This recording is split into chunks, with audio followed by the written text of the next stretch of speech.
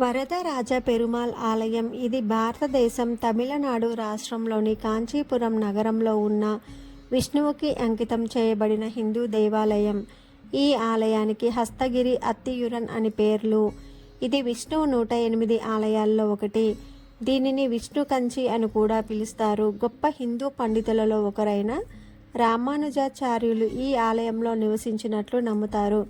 కాంచీపురంలోని ఏకాంబరేశ్వర ఆలయం, కామాక్షి అమ్మన్ ఆలయంతో పాటుగా ఉన్న ఈ ఆలయాన్ని ముమ్మూర్తివాసం అని పిలుస్తారు. ఈ ఆలయాన్ని పెరుమాళ్ కోయిల్ అని కూడా పిలుస్తారు. వరదరాజ పెరుమాళ్ ఆలయం 1053లో చోళులచే పునరుద్ధరించబడింది. చోళ రాజులు కులోత్తుంగ చోళ, విక్రమ చోళుల పాలనలో విస్తరించబడింది. హిందూ పురాణాల ప్రకారం సరస్వతీదేవి ఇంద్రుణ్ణి ఏనుగగా మారి ఈ ప్రదేశం చుట్టూ తిరగమని శపించిందని స్థల పురాణం. విష్ణువు దయ వల్ల ఇంద్రుడు శాపం నుండి విముక్తి పొందిన తర్వాత అగ్ని పరీక్ష సాక్షిగా వెండి, బంగారు బల్లులను ఆలయంలో ప్రతిష్ఠించాడని నమ్ముతారు. బ్రహ్మ ఇక్కడ యజ్ఞం చేశారు. వేదవతి నది సరస్వతీదేవి రూపం. విష్ణువు 1000 సూర్యుల తేజస్సుతో అతివృక్షం లోపల వరదరాజస్వామిగా ఉద్భవించాడని భక్తుల నమ్మకం.